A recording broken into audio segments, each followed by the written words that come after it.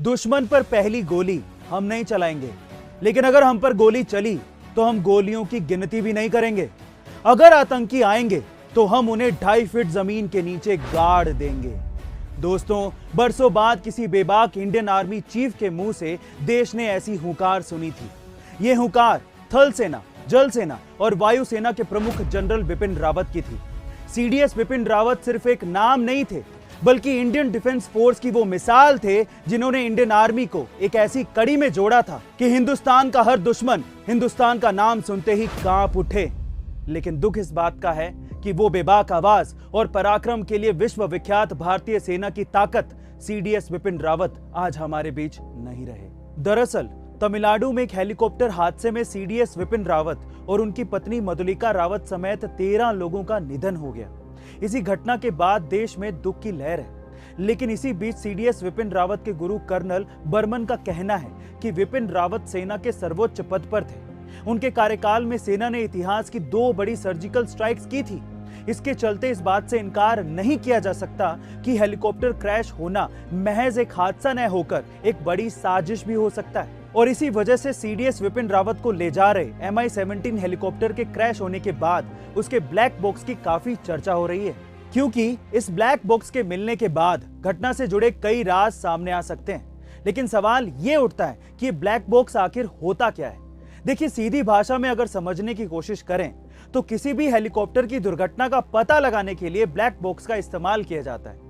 ये black box असल में हेलीकॉप्टर की उड़ान के दौरान उड़ान की सारी गतिविधियों को रिकॉर्ड करता है। इसी वजह से इसे FDR यानी कि फ्लाइट डेटा रिकॉर्डर भी कहते हैं। ब्लैक बॉक्स को दुर्घटना के दौरान सुरक्षित रखने के लिए सबसे मजबूत धातु टाइटेनियम से बनाया जाता है। साथ ही भीतर की तरफ इस तरह से सुरक्षित दीवारें बनी होती हैं कि कभी किसी दुर्घटना के होने पर भी ब्लैक बॉक्स सेफ रहे और उससे समझा जा सके कि असल में हुआ क्या था। दरअसल जनरल बिपिन रावत एक ऐसे रोबदार और नीडर किस्म के इंसान थे जिनके नाम से ही दुश्मनों के दिल में डर पैदा हो जाता था। जनरल बिपिन रावत का जन्म उत्तराखंड के पौड़ी में हुआ था और उनके पिता भी भारतीय सेना में अपनी सेवा दे चुके हैं, जिनका नाम लक्ष्मण सिंह रावत था। जनरल बिपिन रावत के नाम पर बहुत सारे पदक और सम्मान हैं। उन्होंने अपने 40 वर्ष के कार्यकाल में अपने आक्रामक रवैये से दुश्मनों को धूल चटाई है। दरअसल जनरल बिपिन रावत का यह मानना था कि पाकिस्तान भारत का नंबर 1 दुश्मन नहीं है, बल्कि भारत का नंबर 1 दुश्मन चीन है। भारत को आने वाले समय में 2 मोर्चों पर दुश्मनों का सामना करना पड़ सकता है, क्योंकि चीन सुपर पावर बनना चाहता है और इसके लिए वो दक्षिण एशिया और हिंद महासागर में अपनी पकड़ मजबूत कर रहा है। म्यांमार और बांग्लादेश में चीन की घुसपैठ भारत के लिए राष्ट्रीय हितों के हिसाब से ठीक नहीं है, क्योंकि ये भारत को घेरने के प्रयास है। इससे आने वाले समय में एशिया में भारत के लिए खतरा पैदा हो सकता है। बिपिन रावत ने यह भी कहा था कि पाकिस्तान ने जिस इलाके पर अवैध कब्जा कर रखा है उसे पाकिस्तान नहीं बल्कि आतंकवादी चलाते हैं। POK आतंकियों के द्वारा नियंत्रित देश है।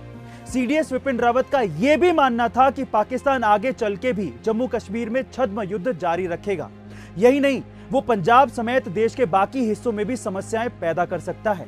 दोस्तों, जनरल बिपिन रावत जी ने चीन और पाकिस्तान जैसे नापाक इरादे रखने वाले पड़ोसियों से बड़ी चुनौतियों के बीच भी देश की सुरक्षा की। उन्होंने कम समय में ही भारत की सैन्य तैयारियों को दुश्मनों से मुकाबले के लिए तैयार भी किया।